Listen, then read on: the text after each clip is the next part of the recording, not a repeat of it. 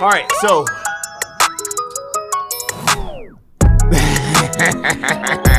Welcome to the co-pilot. yeah, welcome to the co-pilot, episode 2. We're Man, before we kick things off, I wanted to say, man, the feedback that we got from episode 1, man, was great. yeah, Really, really happy that everybody enjoyed it. And glad that we're able to do this. yeah, very much appreciated by you guys. I got texts, I got messages. We actually had a parent come in and kind of basically thanked us because he needed to hear what we had to say. Yeah. And again, that's what this is for. Mm-hmm. Like we stated in episode 1, we're here to help. We're trying to lend a helping hand to Absolutely. parents, players, coaches, whoever it may be. So, no, we appreciate it. It was a lot of fun. It was, and now we're back to do it again. Yep. So I wanted to real quick. We wanted to take some time in the beginning of this. Obviously, it was circulating. That's a big word. That's a big word for you. It was circulating online earlier recently that we're on the 2-year anniversary of Kobe's passing. Kobe, rest in peace. And we wanted to take a second just to kind of reflect on the meaning of that, and just kind of bounce around that for a little bit. And I guess the first thing that I want to start with is, do you remember that day? And what do you remember about that day? I do. So I had went to a church that morning, and I was giving a just a little description on what training was. There was a lot of parents and players there, and the main pastor wanted me to come in and just kind of talk. So I did the whole presentation. Afterward we went and I got breakfast, and I had training right after. And eating breakfast and getting that message, that notification, and me just looking at it, and it didn't hit me. And then I got, then more notifications would come in, and it was so surreal. It was it literally my whole, I could feel me now, like my soul just jumped out of my body. Yeah. Man, I was in awe. I called my family. I canceled training that night. And I went home, and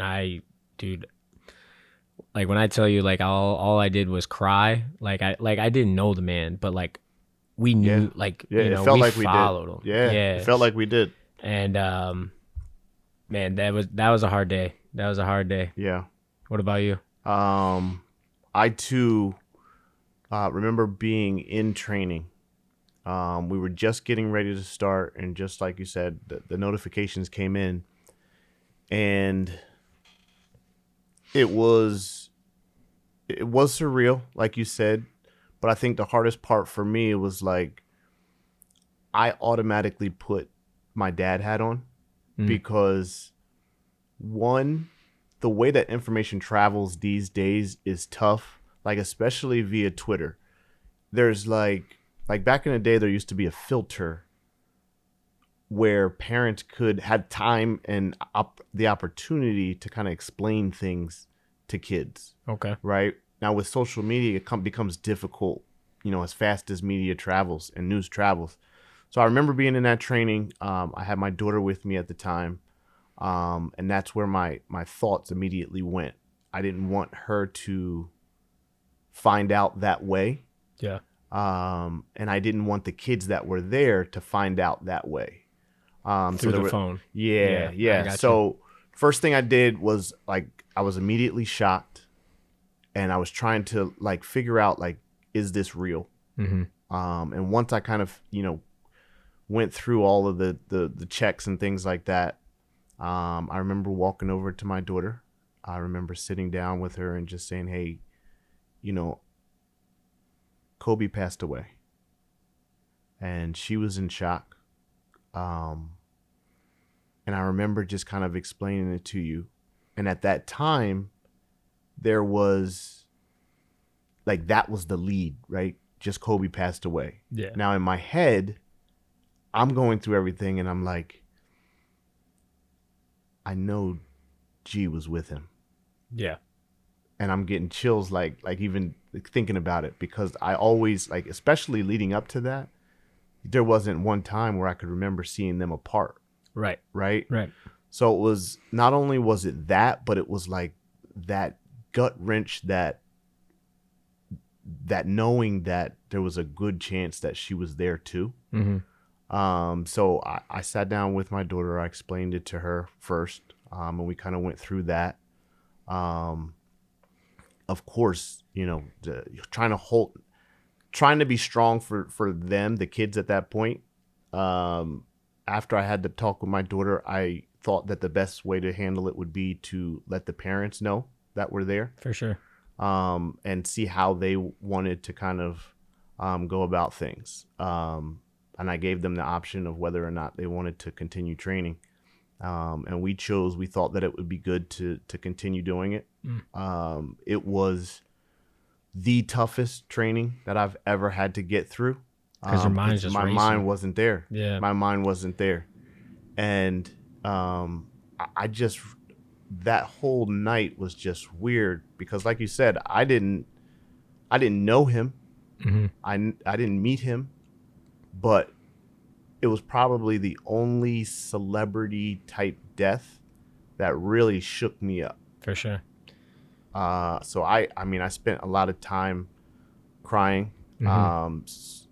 So much so that my dad reached out to me, like when he found out, just making sure that I was okay, because he knew, just being the basketball person that I was, like how that death affected you. affects people. Yeah. You know what I mean? Especially somebody like that. So yeah. And I also remember, once I got through that, I remember texting my wife, and just trying to get her, letting her know, she couldn't believe it, and just trying to really say, hey, this is real. Yeah.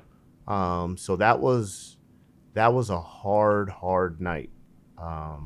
But that's yeah. the thing, like, saying that we didn't know him, but we had, like, there was just a bond, like, Mm-hmm. there was like an attachment, right? Mm-hmm. So like, even me just going through, just growing up, like, I needed to idolize someone, right? So there was a lot of people, and the main thing I got from Kobe was just the mentality, just the work, right? So like, you can go through from him tearing his Achilles and still hitting a free throw. Mm-hmm. Him tearing it or dislocating his shoulder, and he's going into the game and he's doing a fadeaway and he's shooting with his left hand. Yeah. Like, that's the stuff, like, it's wild. But like, people are like, like, if you're hurt, sit. That's just not how he was. Right. So like, me waking up, in the morning to work out, just because trying to follow his just work ethic. That's where I got it. I don't know if you remember his 666 workout. So 6 hours a day for 6 weeks and 6 hours a day, 6 days a week for 6 months. Yep. So I did that, but I made it 6 hours, and I did it 6 days for 6 weeks. So it was insane. I did 2 hours in the morning, 2 hours in the afternoon, then 2 hours at night. So I would kind of follow his schedule, but I would do my lifting in the morning. I would do my any individual skill stuff that I had for 2 hours, and then I would chill. I would still try to finish with shooting at the end. Yeah. I don't think I ever completed the 6 weeks, But I tell you, like, just the way, like, just the discipline you have to have, and Mm-hmm. going through, like, this dude's doing it for 6 months, or maybe it was 6 weeks. It's insane. Like, I think just his mentality alone, changed people's way of It did. thinking. It And did. it didn't even have to be with basketball. Like, it's just the competitive nature of anything. Like, if I'm playing chess against somebody, like, I need to beat this Yeah. person, and it's Yep. just that competitive, that drive he had. And Yeah. it's just like, he's serious on the court when it's going. And then after the court, he's still, win or loss, he's still a little serious after the post game, pre-game, whatever. But then it's, then you go back to G, and he's that fun loving guy off the court. Mm-hmm. Yeah, man, that was a hard day. And but can't appreciate, for what he did to the sport, and just for people. Like, I know there's a lot of non-basketball people that were touched by Kobe. Yeah. And just the way that he carried himself, and the way he spoke, and he put things in perspective for you. It was just, it was insane. It was so great. I was actually fortunate enough, like, so I live just outside of Philly, Okay. about 30 minutes away from Philly. So it was fun to grow up that close to where everything was happening, just as he was building his legacy in high school, Yeah. and even that seemed surreal, because it was like every day you were hearing something about this kid that was just across the river. Do you know what I mean? Yeah, And yeah. it was fun to watch that and see that growth as well. But Did you ever go to his high school? no, we haven't.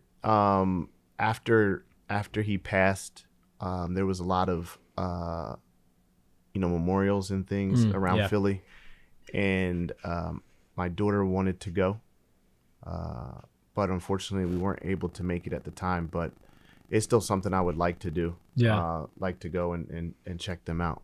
Okay. But yeah, Yeah. man, Kobe. We can talk for days about Kobe, but just wanted to take that time to kind of celebrate and reflect about how much he meant to the game, how much he meant to us individually, and just his legacy lives on that way.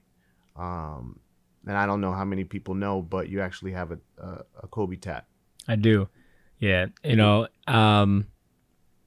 That's, I mean, he really felt like, that's how much he meant to me. And I didn't want to, just do it just to do it, but this is going to be on my body forever. And this is one of the, people, one of the persons that, like, I don't think I would be as driven in the game of basketball, me being, not the tallest guy, but me just having the competitive nature, if I didn't watch Kobe. Yeah. I'm too young to watch Michael Jordan, so I'm glad I grew up around the Kobe era, and read all his books. I followed him. On YouTube, I would YouTube his videos. But he was special to me. And the way that he detailed everything, and he was just so thorough, and it leads kind of to our training. And yeah, no, but I wanted something, like, everything that I want to put, obviously, that's going to be on my body forever, like, means something. And yeah, no, that's cool. Yeah. That's cool. So yeah, so again, just wanted to take some time to reflect on that. Spend some time just celebrating his life for that time frame. And obviously, since we've just recently passed that time of 2 years to the day, it was something that I felt was right. yeah. Off to something a little bit lighter. Yeah.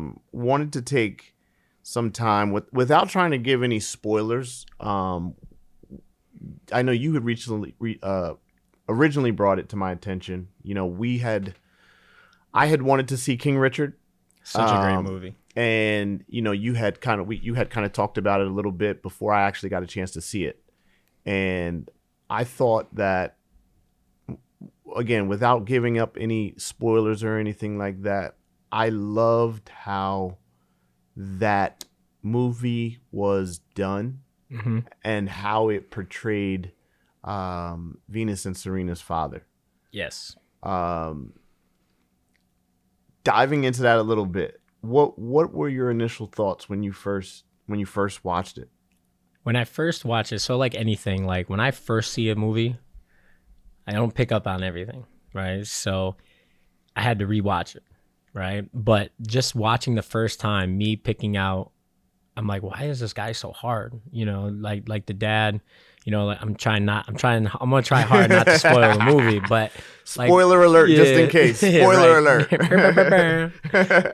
No, it was, like the dad was very hard, and growing up, I had a not a strict father, but everything, like, you wanted to do the right thing. Yeah. And he wasn't so strict as I first thought King Richard was to the girls. But when, and I'm gonna be straight up, I literally watched that movie 4 times in a row because of how good it was. Yeah. And you start to pick up on things, and that was my first initial thought was, this guy's very hard on him, but then you started to get the message at the end. Yeah. And it was, man, it's so great, and it's about tennis, but it's much deeper. Yeah. I think the whole message can apply to any sport. Yeah. And really, I think, there's great life lessons in there as well. I'd agree. But just the way his mind worked was I guess we can call it the olden days. He was like way ahead of time. He saw the future. He didn't see the now. Yeah. And like that really like kind of like sparked me, because that's how we think. Yeah. As skill trainers, we're not living in the now, we're living in the future. And I felt connected to that movie. That's why it made me rewatch it all the time. But yeah, no, I mean, how would you say, or how much would you say that you could compare, or could you compare him and LeVar Ball? I could. Yeah, I would say that they're similar. They're similar in a way because they have total confidence in their kids. Yes. Right? Yeah. They may seem like a loud, obnoxious mouth dad, but deep down they can see something that maybe the average Joe might not. Yeah.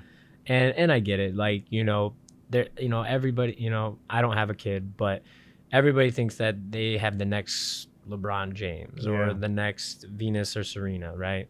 But there was just something like with LeVar and King Richard that they knew that there was just something, and it could have been the way they held themselves. It could have been, the way they swung the racket, or with the boys, on just a different level. Like their skill was already way above when at a younger level. Yeah. And that's what LeVar saw. Yeah. And I mean, I see the comparison that was spot on.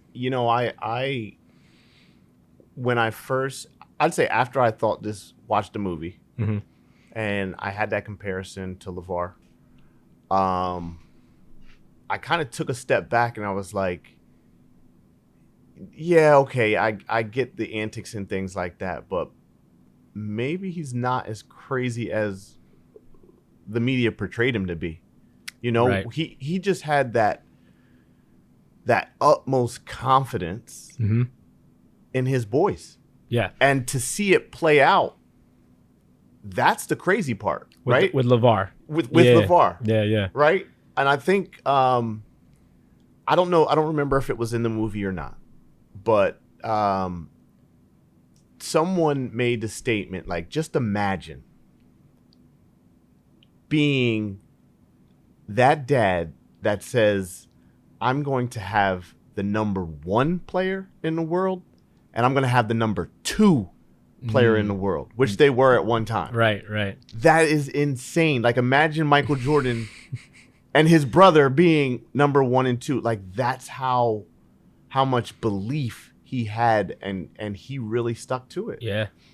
And this is the crazy part. This was back, and I don't even know the year. Yeah. But this had to be. I would put it at like the 70s. Nah, not that much. Not that far. No, I would put it at the 90s. 90s, okay. Yeah. But this is before, obviously the social media. But like nobody was ever going around, not flaunting, but like just talking loudly to everybody about how good my kids are. Yeah. Right. Mm-hmm.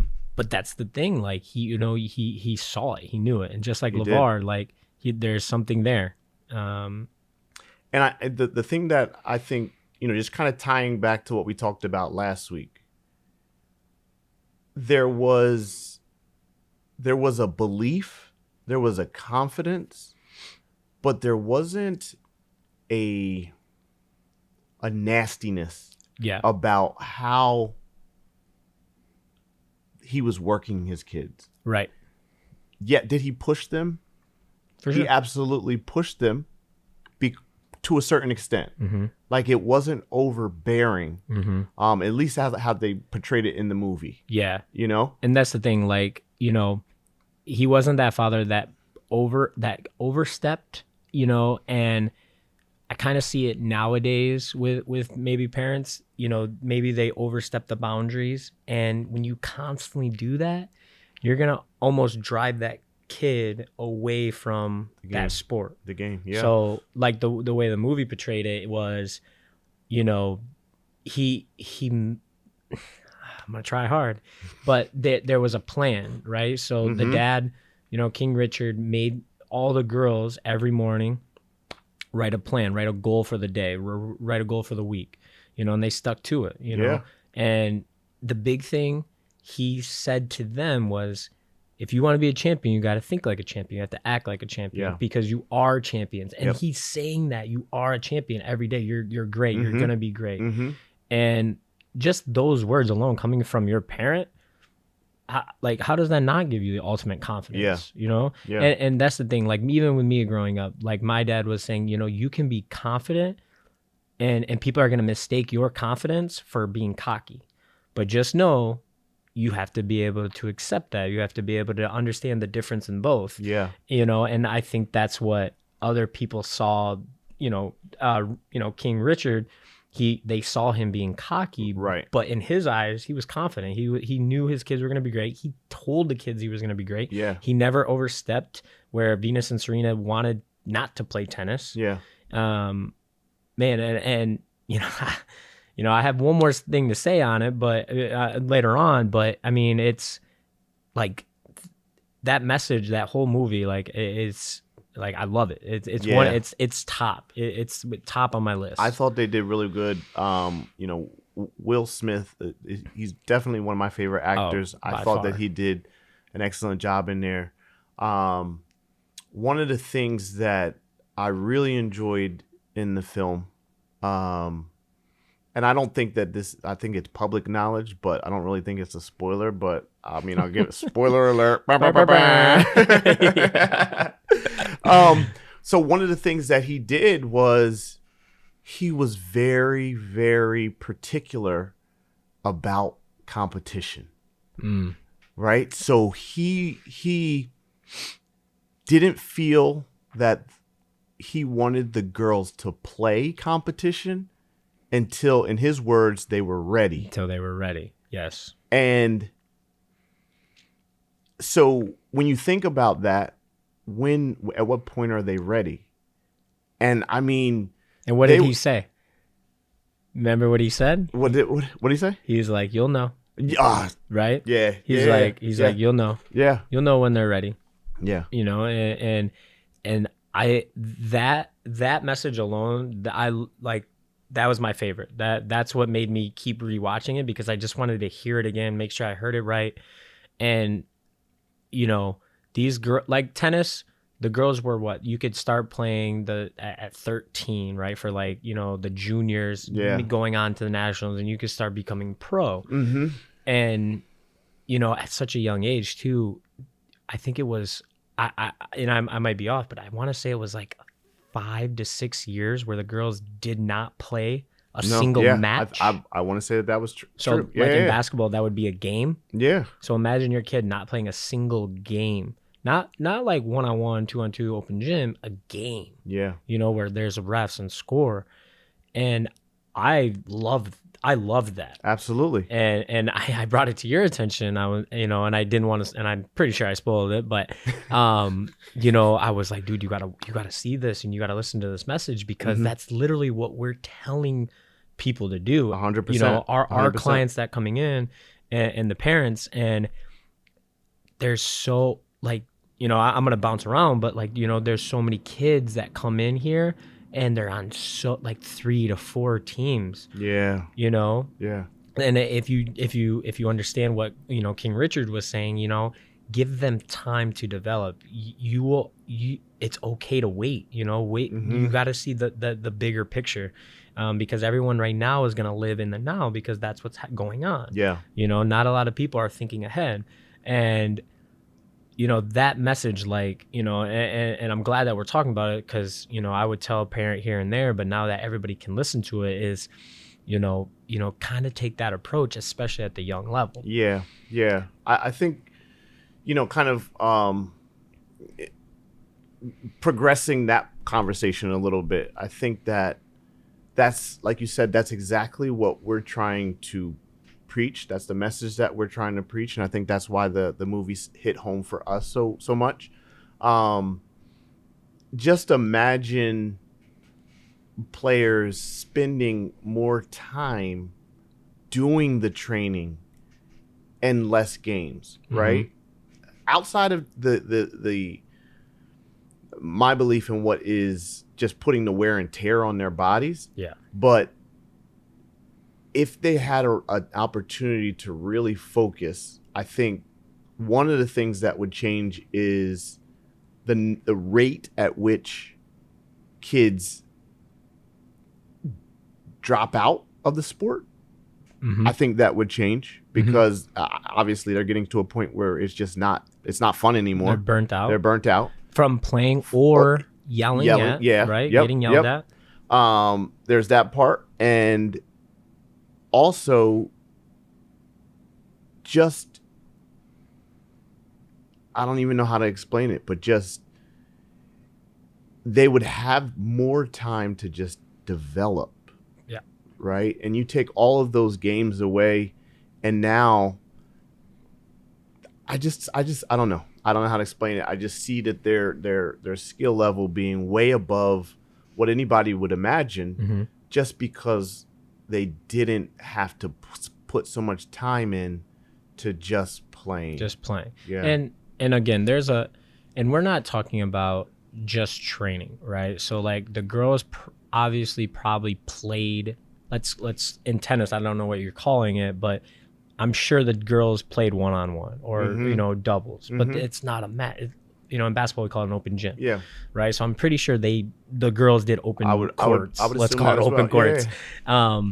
And you know, that's really the time where, you know, we on the last episode we were talking about, you know, kind of see their creativity come to life. Let's see what they've been working on. Let's see if they can, you know, pull it out. We're not forcing them to, but at the moment's there, you know, let's see what they got. Yeah. And, you know, that's, you know, that's just what we're talking about. We're not talking about, you know, don't have the kids not ever play. Yeah. Just cool it on the games, develop the skills, develop the confidence, right? Yeah. Instead of it's almost like throwing a doe into a lion's den and just being like, hey, good luck. Yeah. You know, obviously that little doe is not going to stand up to these lions. Yo, sidebar. I was like picturing like pizza dough. Like, I'm like, where's this guy going? And then I was like, oh, okay, all right, Yeah, I got you. You didn't eat dinner, huh? You hungry? But that's what I'm saying. It's just like, like think about like just throwing a kid in there, like that has no experience, and just like, hey, good luck. Yeah. Try it out. Let this guy yell at you. Yeah. And I think that's what that movie, really that movie that gave a good message, and from how I twisted it to what we do in skill enhancement training with basketball is those young years take like really cherish them and give them the confidence, give them the skills, give them the abilities, the athletic traits, the characteristics of the game, rather than, hey, we're gonna play in so many games and I hope you get it type thing. Yeah. But going back on the wear and tear, you're playing so many. So let's say that you're one of the best players on your team, right? So you're gonna obviously be on the floor a lot. So those minutes are gonna start to rack up. If you're more of like the aggressive player, you're gonna be falling, you're gonna be banging into bodies. Like think about like having your kid play 3 football games a week. Right. So that's a lot of wear and tear. That's a lot of contact. That's a lot of hitting. Mm-hmm. So that's why they don't play, a lot of games during the week with football. Yep. And basketball is, it's, people say it's a non-contact sport. I personally think it's, contact. But, when you just play games and then you do the game enhancement training, I'm not trying to put down game enhancement training at all, but when you're doing the same workouts and then the same games and your body's just doing the same exact thing and you're never really experiencing 100%. Or branching out 100%.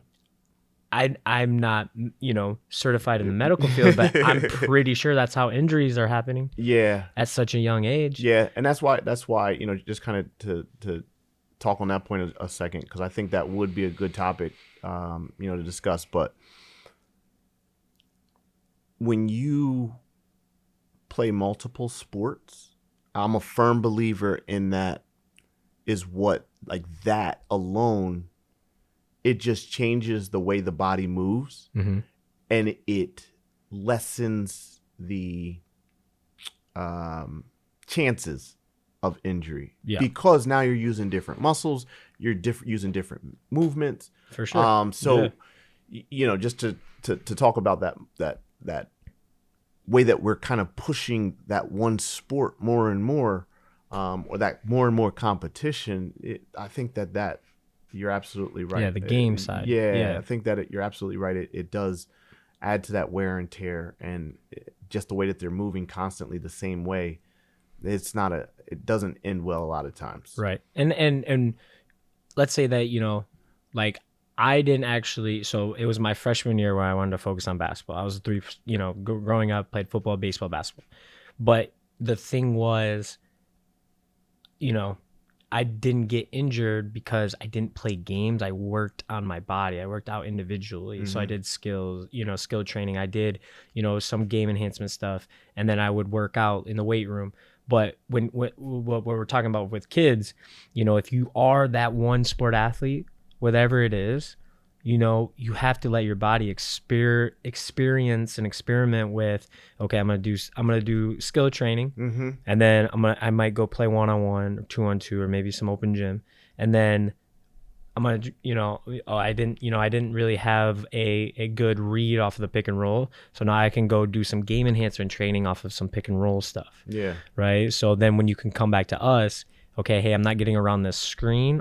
It's because your shoulder position's not low enough. Yeah. So then we can have, we'll put a cone here. So when you come off this screen, I just want you to slide this cone. So now you're working on the game part of coming off this screen, but you're also working on the skill part of getting that shoulder to that low level. Now you're beating that guy, right? Yeah. So coaches talk about that. I'm like, shoulder, come off that screen. A lot of times, there's going to be a gap because if that screener moves, that's going to be an illegal screen. So if you can get your shoulder to your player's hip, right, then that screen is going to be a lot more solid. So how can you get a player's shoulder there? Not by yelling at them, by forcing it, by touching a med ball, grabbing a cone, and that's where you can bounce around if you're, just that one sport athlete. Yeah. And that's going to save your body. Yes, 100%. And I think that's... Look, I get it. We want to find the way to get our kids the pressure that we want to have them get to the next level. Yeah. Is, we're racing against time. I know a lot of time parents feel that way, but we just have to treat it smarter. Part of playing it smart is knowing when to rest. For sure. That's a major part. And if you ask any professional athlete, rest and allowing the body to relax, that's a major part of them building longevity in whatever sport it is. So, just to kind of touch on that a little bit, I think that we as parents, especially older players that know the difference between being hurt and just forcing injury, right? Because a lot of times there's pressure to just play through injury. We just have to know when is when. Yeah. The rest part, I can't express enough how that is just as important as what you eat. Yeah. It's just as important as the 2 hours of shooting that you want to do. Yeah. The rest part is what allows your body to recover so that now you're good to go. Yeah, it just soaks everything up, Yes. right? So Yeah, it just soaks up like everything that you just taught your body. You're letting your body basically like just kind of like mold those skills or those, those athletic traits or whatever you did. It just lets your body kind of just absorb it, take it in. Now it's a part of you. Yeah. But if you constantly are pushing it, that's where you're not giving your body that rest, or you're not letting it actually sink into your DNA. Is what I tell people. You just gotta let that just kind of sink into you. Yeah. We worked out Karl Anthony Towns. What was it? Was it 2 years ago now, or 1 year? Was it a year ago? I think it was a year ago. Was it that long? Yeah, it was a year ago. Yeah, you're right. So you're right. the first time we worked out with him, he just came off of a 2-month vacation. Yeah. That first time we worked out, and that was the first time he touched the ball until he stopped playing in the league. Yep. And that's the beauty of it. Like, he didn't miss a shot. Like, he was behind the arc just stroking that thing. Now, again, like, was there some rust? For sure. But like the first 5-10 minutes, that rust is gone. And it might even have been, a lot sooner than that. Yeah. But if Karl Anthony Towns, a professional basketball player, getting millions of dollars to put a ball through the hoop, the game that we love, is taking 2 months off, and now he wants to start, okay, the season's coming up, he's scheduling everything out, that needs to tell you that kids, kids definitely need it. You need it, yeah. This is a grown man, but yeah, kids definitely need it. For sure. I wanted to stay with the training and the competition part. When I first started coaching, man, I don't even want to get into how long it was ago, but we'll just say it was 5 years ago. I was trying to soak up as much information, and when I first started, even though I was coaching a team, I never treated it as a coach. I was always a skill trainer. I just didn't know the term for it. I just was always doing that. But during that time, I came across something interesting, and that was the USA Basketball's curriculum for youth basketball. Okay. All right. And I was blown away and shocked to learn how they outlined the kids' development part of it. I just want to read a couple pieces from that, just to give everybody an idea of what USA Basketball is saying about development. Yeah, I like it. Right? So they basically have a couple different stages. They have foundation level, advanced level, and then a performance level. And then they have the long-term athlete development model. All right. So for stage 1, which is the active start, and this goes from 0 to 6 years old, they're suggesting that the kids don't even do any competitiveness. Wow. None at all. Matter of fact, they're actually saying, do things like swimming. they're basically trying to get the coordination down. So Oh, for swimming, sure. gymnastics, sliding, skating, that type of stuff. If you're going to do some basketball, do like some dribbling stuff. But the fundamentals actually start from 6 to 9. And in that time frame, they're suggesting that you avoid 5v5 competition completely. From ages 6 to 9. From ages 6 to 9, avoid it. Avoid Games. Yeah, games. you're just trying to build the overall motor skills of the kid, right? I like it. Stage 3, learning to train, is 8 to 12, right? So they're saying you can introduce some of the 5v5 play, but not focusing on the 5v5 play, right? So, and what age was that? That's 8 to 12, 8 right? to So you think 12. about, So you're in the 6 to 9 and the 8 to 12. yeah. Frame. Okay. So if we I were like to put it, so if we were to put a ratio on it, this stage, the stage 3, is about learning to train. They suggest 70% training and building those fundamentals, to 30% competition. Yeah, comp. And that competition is divided up, again, not 5v5, but like mini games, like 3v3, stuff like that. That'll help, just get them to feel the game a little bit. And quickly advancing beyond that, training to train, ages 12 to 15. 60-40. 60% training, 40% competition to 15 years old. Now, keep in mind, at this point, 15, I'm thinking, what is that? That's like around freshman, sophomore. Freshman, sophomore. So the rest you guys can go read. It's just going about, you can look it up, USA Basketball Development Curriculum. We'll have it. We'll have the link in our bio. We'll drop the links in the show notes. But that's just when we talk about training versus competition. We talk about King Richard. We talk about those type of people that really want their kids to advance, and the mindset that they're going through. USA Basketball is telling you to do exactly opposite. Slow down. Of what most of the basketball community is doing. Yeah. Right. And that, that's what we preach. That's what we've always preached. Yeah. As skill trainers, and that's wild. Those numbers, because there's a video out there, and we'll post it and put a link on it, of Kevin Durant. Kevin Durant, obviously one of the best players to ever play the game. Yeah. And literally in this video, the reporter asked Kevin, what percentage did you spend training? What percentage did you play?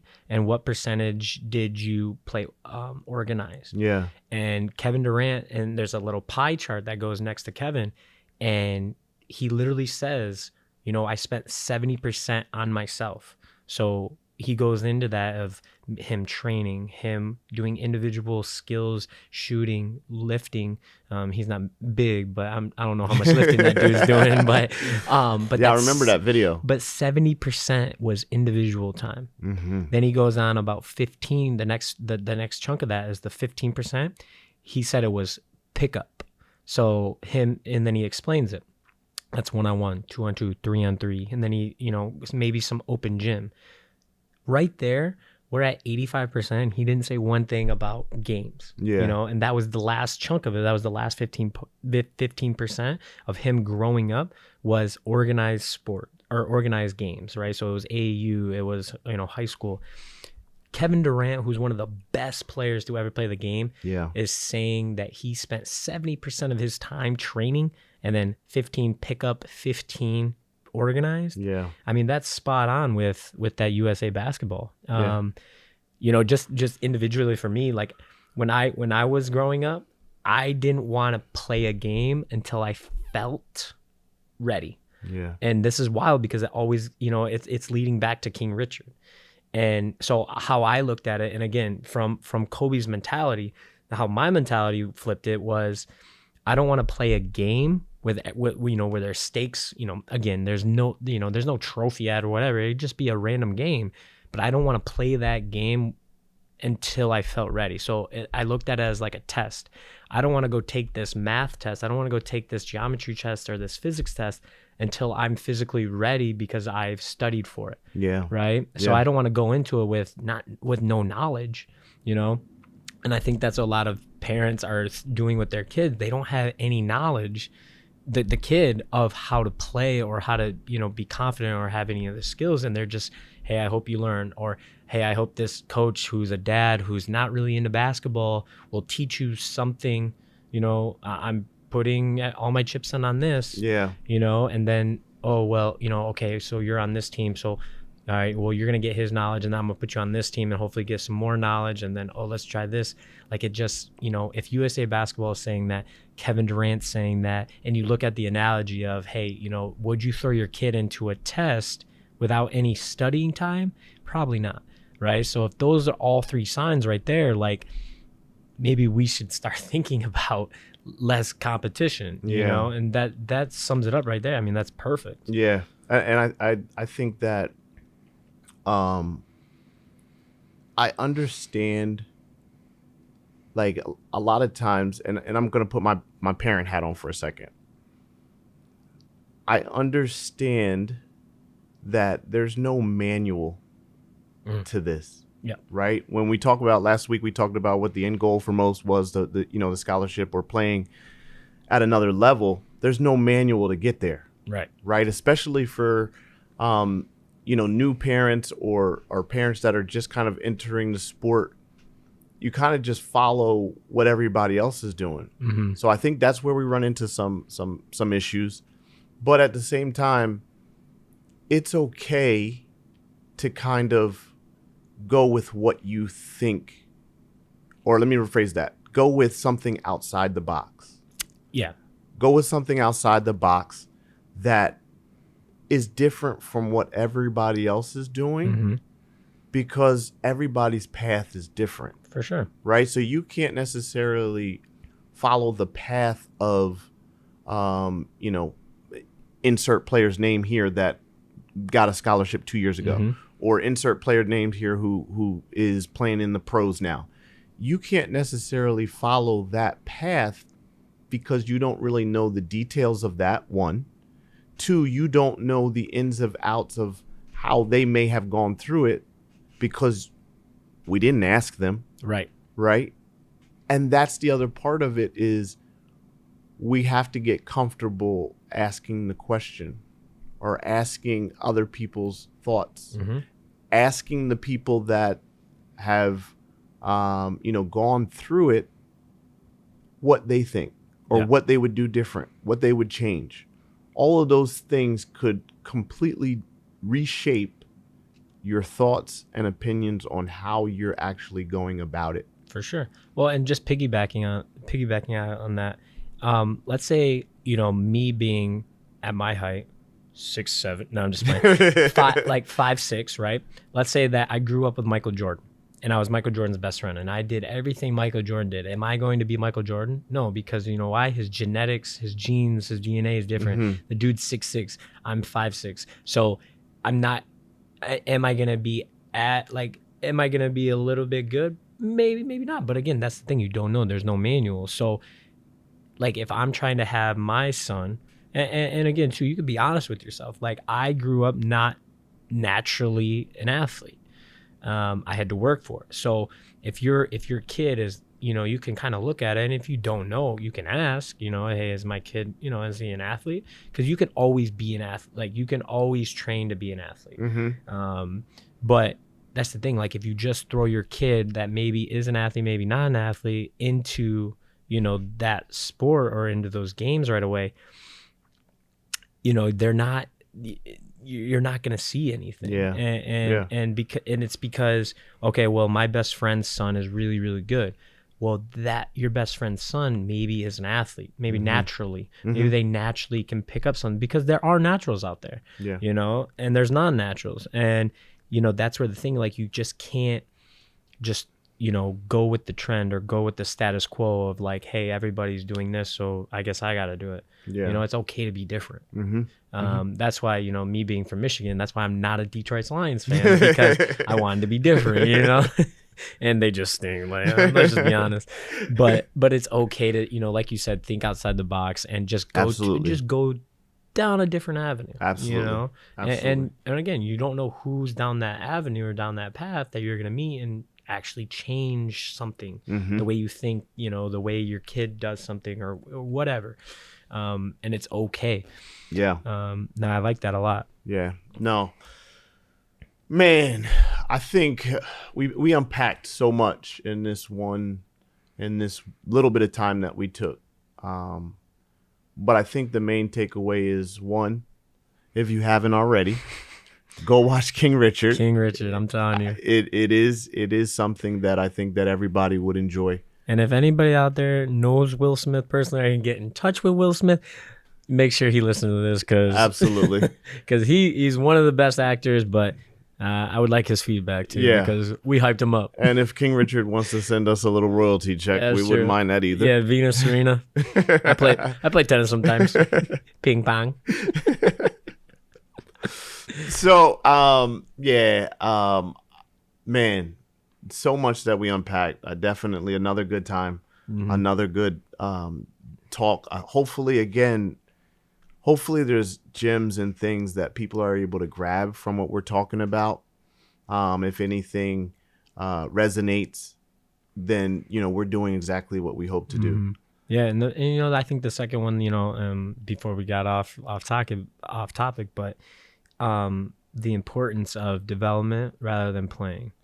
And I thought you did a great job on bringing up those sources and just talking to to our listeners that competition, it's going to happen, but it can wait. It's okay to just set it aside, and I think that's one of the biggest takeaways from this episode, and I really enjoyed this one. Absolutely. So all of the resources that we talked about, we're going to include a lot of those in the notes. If we missed anything that you guys wanted more information on, please don't hesitate to ask us. Man, another good one. That's just this is a blast, man. It's fun. It's fun. This is my second official podcast that I've been on, and last one was my first one. But this is so fun. I love it. So what do we call the third one if we've already gone through the pilot and the co-pilot? The stewardess? We're just gonna run through the plane roster. Yeah. So man, we appreciate you guys. Thank you for checking us out. Thank you for tuning in. We will catch you next week. Zach, Leach, and TakeFlight are out. Wait for the stewardess. Excuse me, man.